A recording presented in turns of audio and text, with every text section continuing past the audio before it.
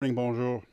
I'm joined today by my colleague Mary Margaret McMahon from Beaches East York, who's going to say a few things about the last week and the government's response to the Auditor General's report.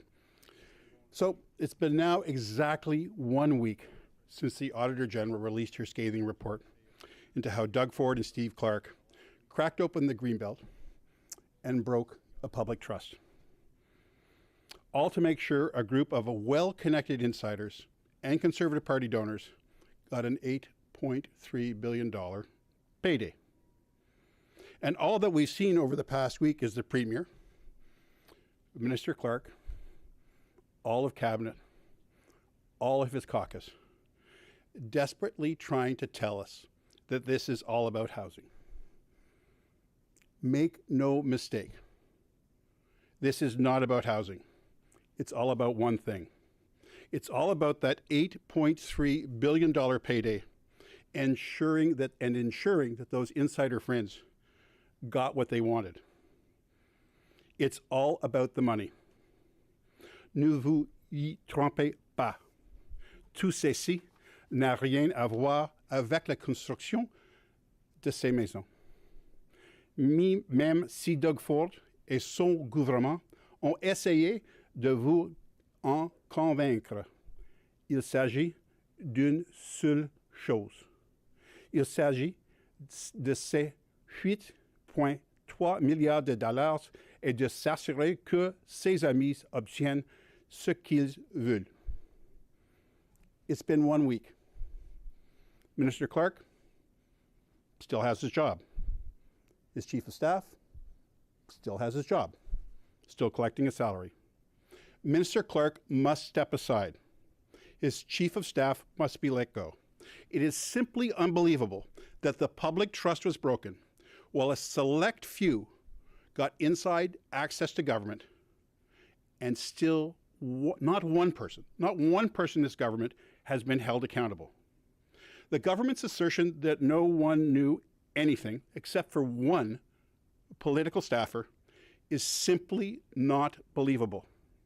Doug Ford and Steve Clark are trying to pull the wool over our eyes and act like they absolutely had nothing to do with it. $8.3 billion and nobody knew nothing.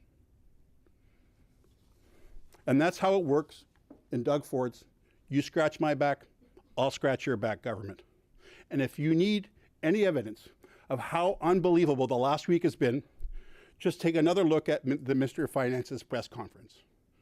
Look at how uncomfortable he was. Look at how he couldn't defend what was going on. Look at how angry he got. He knows that what has happened is totally indefensible. And I'm willing to bet there's more than one cabinet minister in that government who's got, and caucus members, who've got that same sinking feeling. This was not right. And I'll pass it over to Mayor Margaret to explain how this has nothing to do with housing and everything to do with the $8.3 billion. Sorry, Mayor Margaret. It's getting stuck there. Good morning, everyone. Well, 2026 cannot come soon enough.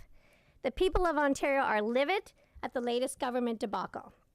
Ontarians truly treasure and value the Greenbelt. They understand how important the precious farmland is and how vital the wetlands are for climate change mitigation. Must I remind the government we are in a climate crisis?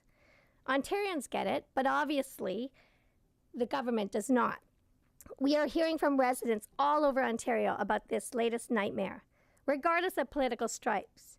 And you know it's bad when we are hearing from Conservative voters who are furious at the government that they voted in 2022, but they sure as hell won't be in 2026. No one believes in government corruption. Rewarding your rich friends to the tune of $8.3 billion? No one. Not while the world is burning, healthcare is being neglected, the public education system is in shambles, and I could go on and on, Ontarians deserve better. But actually, the Greenbelt is a distraction. It is a tactical play by the government to divert our attention away from the issue that matters to Ontarians, and that is housing. And I know firsthand from my days at City Hall how that this is their playbook. and they are masters at making us look the other way, with one controversy overlapping another controversy and another and another. Housing is the issue that matters most to Ontarians, and they are nowhere near their lofty goal of 1.5 million homes being built in the next 10 years. The government is far, far behind. The Premier and Minister cannot hide the inaction on affordable housing or any housing for that matter. Housing starts are down 20% this year. The government has still not implemented. They've only implemented 4 of the 55 recommendations put forth by their own housing task force. And 2 of these recommendations were just commitments to targets. The Auditor General's report shows that there's sufficient land for the target of 1.5 million homes without the need to build on the Greenbelt. The government's own task force even made that clear in February 2022. They said, but the shortage of land isn't the cause of the problem. Land is available, both inside the existing built-up areas and on undeveloped lands outside the Greenbelts. Why waste taxpayers' dollars with these task force if you're going to not take the sound advice of experts and just leave the reports sitting on shelves collecting dust? What this government needs to do is to concentrate on building homes where people want them, in existing neighborhoods where the amenities and services are already set up and the communities already exist. This government needs to stop creating chaos and start focusing on building housing, and to do it now. Enough of the corruption. Enough of the $8.3 billion awards to your rich friends. Stop stalling and get your shovels in the ground in the right places. As a passionate environmentalist, I will not stop the Greenbelt from being carved up. As a passionate environmentalist, I will keep fighting to prevent the Greenbelt from being carved up. You will have to bulldoze me out of there. Who's with me? All right. We'll take your questions. So I know that people understand that the developers have the opportunity to benefit from this by potentially billions of dollars, but where do you think that Ford and the PCs, what are they getting out of all of this? Other than Well, just take a look at donation records. Just take a look at PC party donors. And one of the hard things to do is, when you can look at donations from those specific groups, but then you have to look at the people who are connected to them. And that's a really challenging thing to do, because how these things work is people say, I need you to do this, I want you to help talk to your subcontractors, talk to your contractors, people you do business with.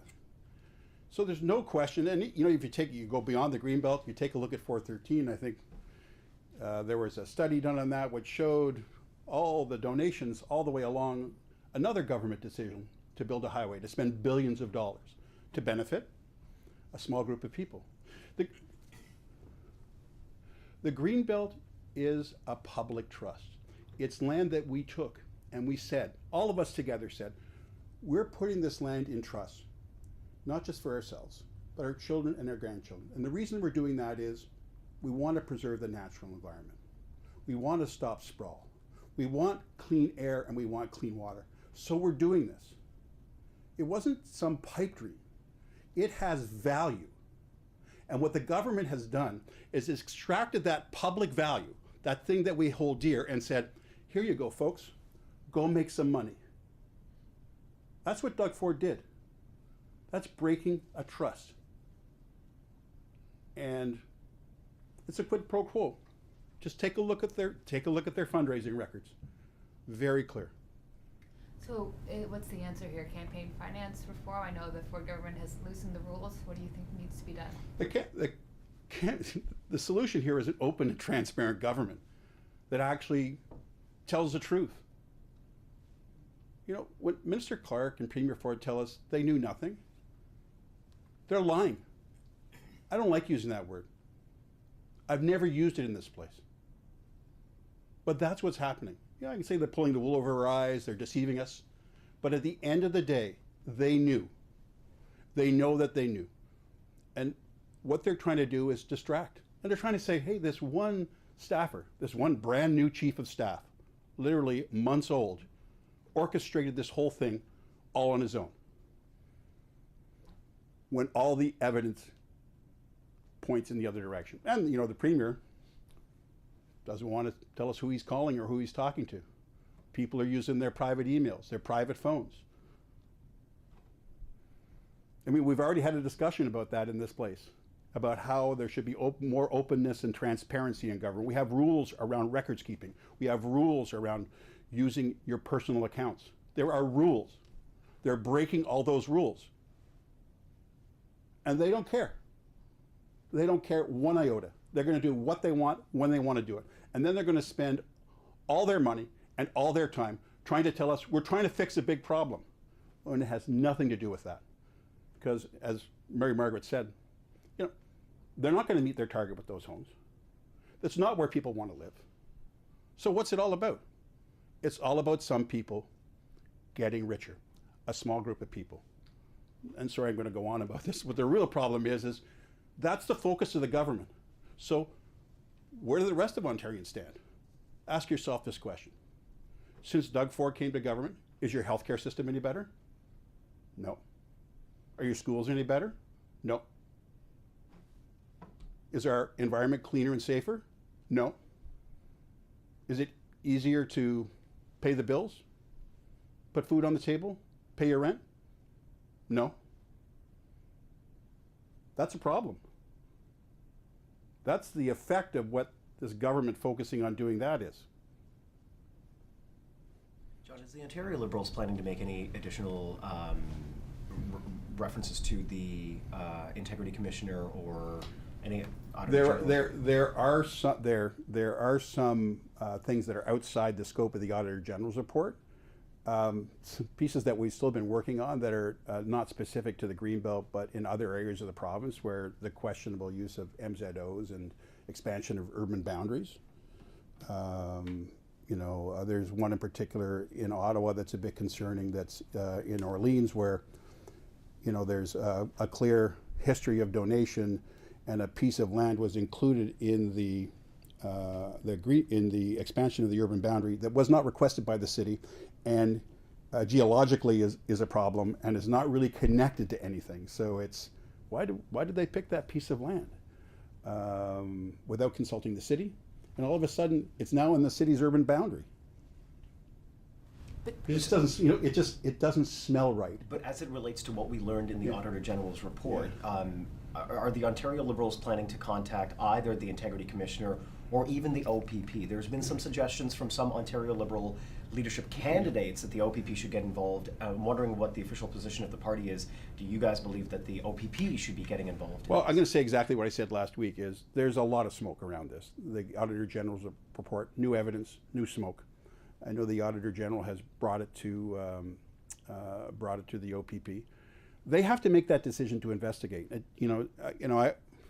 I can't tell them what to do, other than I say, and this is just, I think is an important thing to say, is there is mounting evidence that something happened here that broke the public trust. And that should be of interest to the OPP, could be of interest to the RCMP, will be of further interest to the Integrity Commissioner, I think. And so there are things like the retention of government records. That's not only the Integrity Commissioner, but the Information and Privacy Commissioner. This is not, Doug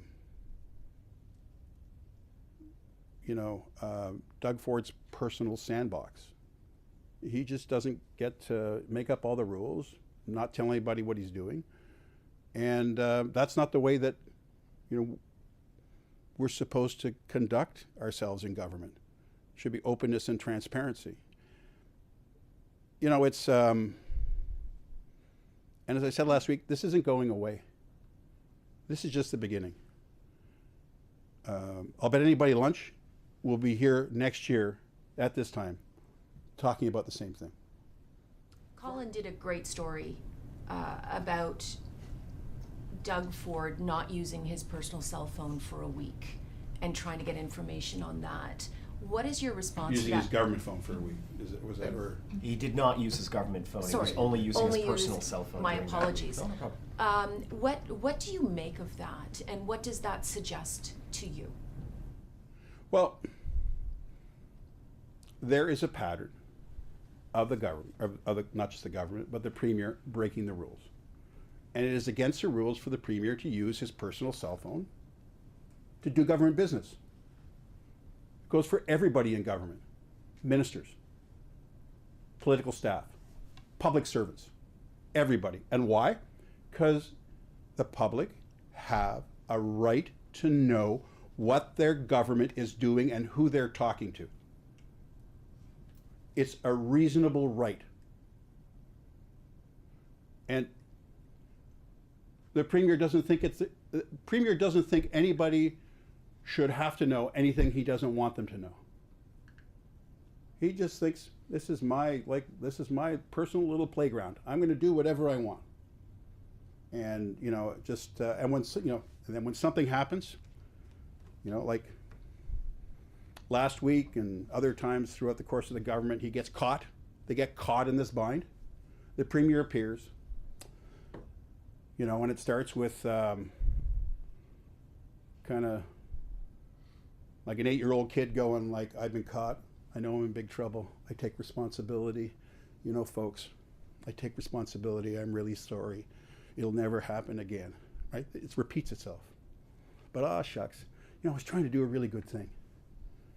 And then pull the wool over people's eyes. But saying you take responsibility with no accountability. No one's accountable for what happened. Not one single person. Nobody's had any sanction. Nobody's even been called out. Like the Premier and the Minister don't even think that the Chief of Staff did anything wrong. And you know why? Because they were part of it. That's why. They knew. John, do you have any, I'm sure you'll express some optimism or confidence that this issue will make an impact in the minds of voters? Because it occurs to me that we just had an election last year. The line about Doug Ford helps his rich developer friends, that was an issue in that election because of the MZOs. We didn't have the Greenbelt yet. The other things, rule breaking, notwithstanding clause, all sorts of these kinds of issues that you raised. And what happened? You guys got defeated really badly. They won with a bigger majority, and a record low turnout of Ontarians cared at all.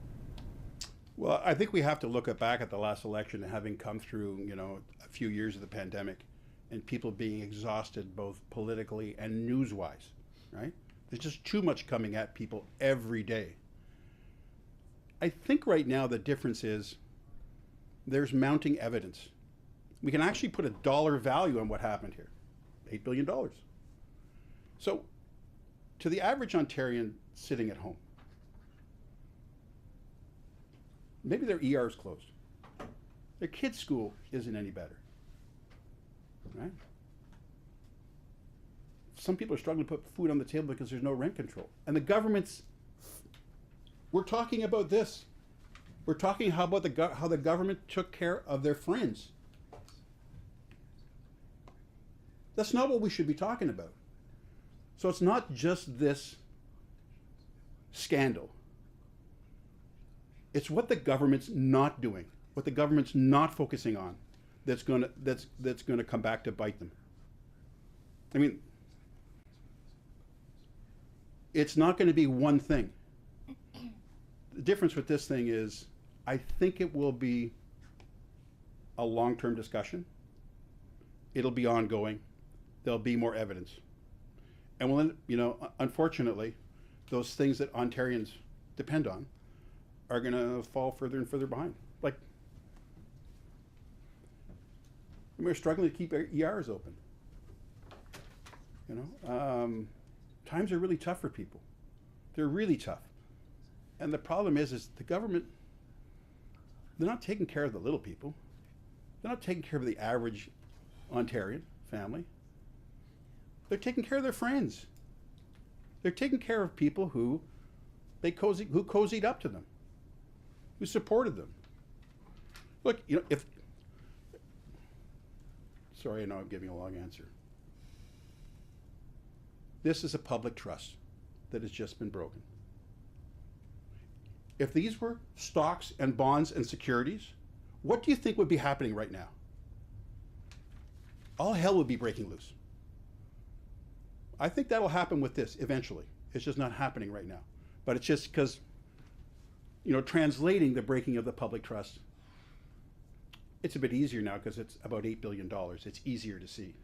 And then people will look at the light of the 413 decision in, the same people are benefiting from a government decision, spending billions of dollars that will give those people along the 413 a huge uplift in the value of their land.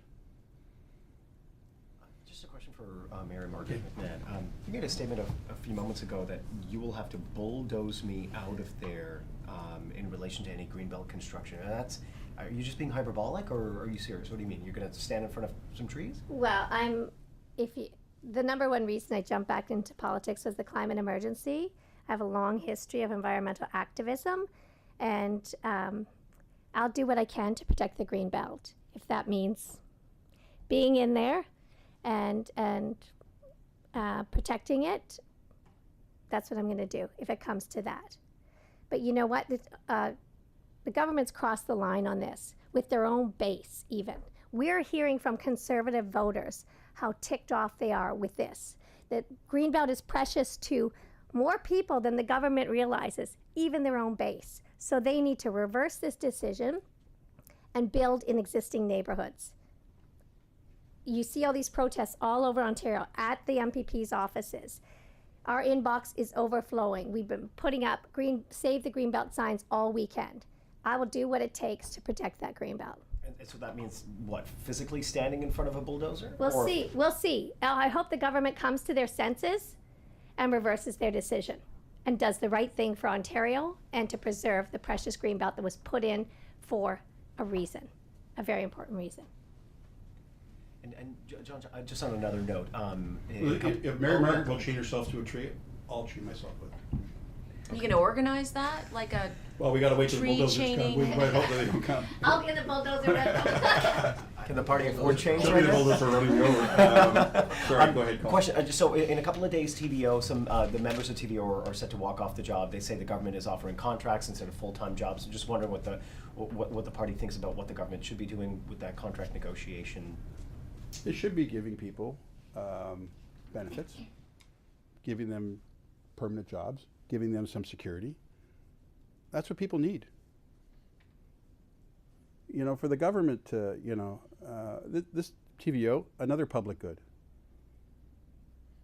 A few years ago, we were going to end over-the-air broadcasting. That's what, in government, there was some conversation about ending that. Well, I fought against that in caucus, because not everybody can afford internet. TVO is a really important part of this province. Education, information, political news. And they think they need to provide it with some stability because it's a public good. And you know what? It's a conservative idea, right? It wasn't a liberal government. So why are they giving $8.3 million in value to the developer friends and cheaping out on TVO? Those are Doug Ford's priorities. It's a rounding error. It's a rounding error for something that's a public good. And I think the government's just taking the wrong approach. Yep, they got a bargain, but they have to give people some stability and security. If you want to have a stable, organized, it's like the healthcare system. If you want to have a stable workforce, don't have Bill 124. Government doesn't get it. It's because they're focused on the wrong things. John, are you really surprised that governments aren't taking accountability when it's the politicians who decide the rules and penalties? I mean, isn't there a conflict of interest there? I mean, lots of governments have had scandals over the years, and each one of them has come through virtually unscathed. Well, I would say that that is not necessarily true of all. People go to jail for shoplifting diapers. Yeah. But I don't see politicians going to jail very often. Well, I mean that's fair ball, and it's there are things that we could do with the Office of the Integrity Commissioner that would strengthen that. We talked a bit about that and the connections between a family affair and people who are doing business with the government, right? People's members' families. Yeah, I really think, you know, I really think the sad thing, the bad thing about this, aside from the $8.3 billion, is that the things that people elect us to do, the things that people send us here to do. Just make sure the healthcare system's there for my mom when she needs it. My kid's having trouble in school. Just make sure there's somebody there to help them. Right? I can't pay the rent. Just make sure my landlord can't jack up my rent so that I can't put food on the table. We're not talking about those things. We're talking about how a handful of people took advantage of all of us, and the government let them do that. John, you've been a political staffer. Do you think Ryan Amato acted unilaterally? No, not possible. I would, you know, I've worked in a premier's office. I've worked with ministers' offices. I worked in a minister's office. I did that for 15 years.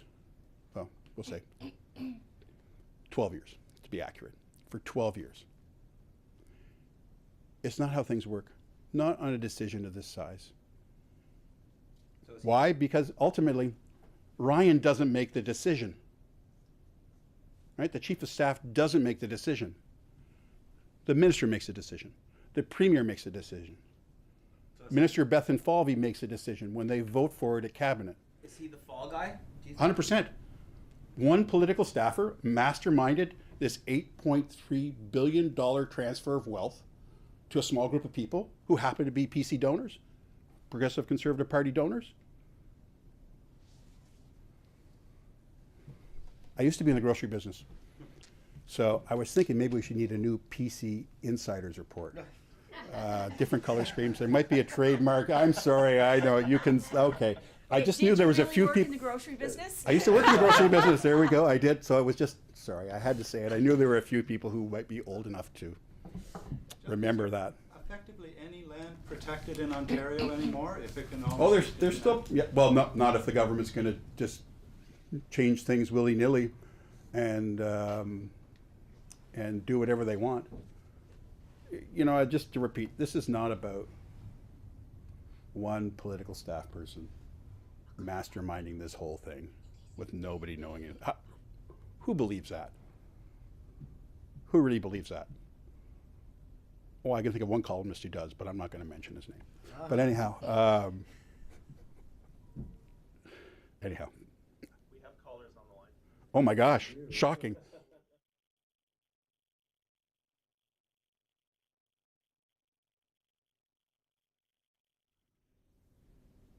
Stand by, we're going to go to the phones now. Great, thank you. First question on the phone from Alan Hill, Queen's Park Today. Please go ahead. Hey, Alan. Hi. There's never any callers because people forget to actually set up call-in lines these days. That's but I was just a quick question. You guys have been using the word corruption pretty freely today. When we asked you about it after the report came out, you were a little hesitant, and I'm just wondering what has changed in the past week that has convinced you that this was corruption and that we are not unfairly painting people with a explosive term. Well, I do believe that we have to look at who specifically knew what when. But as I said, you know, if you take a look at this massive transfer of wealth from the public trust to individuals with no discussion, no information, I would say that process in itself is corrupt. And so we just have to know who knew what when. That's really what it's all about. And so, you know, I think the average Ontarian would go like, well, that doesn't look right. That isn't right.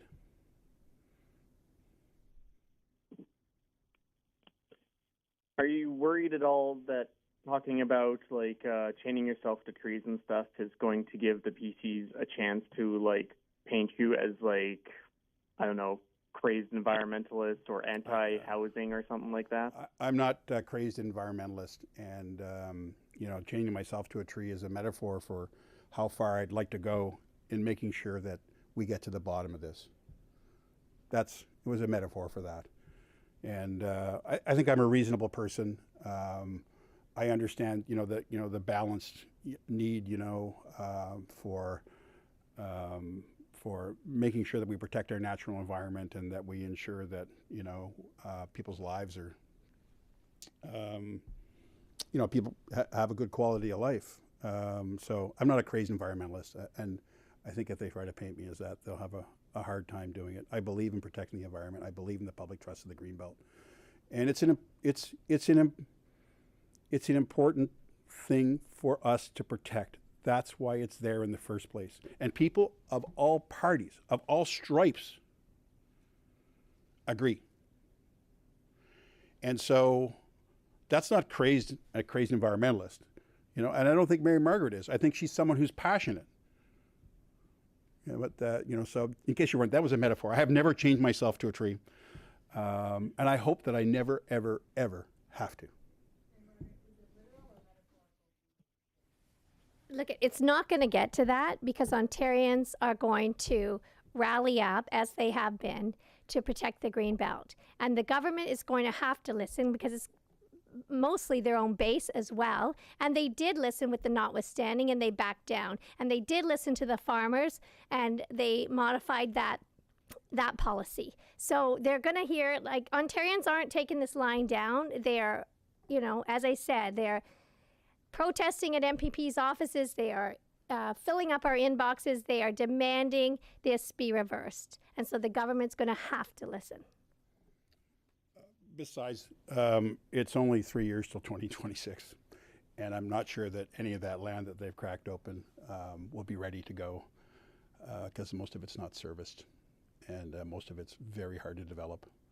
It's all about speculative value, right? And then, anyway, sorry, I won't belabor it. So, is there any other questions on the line there?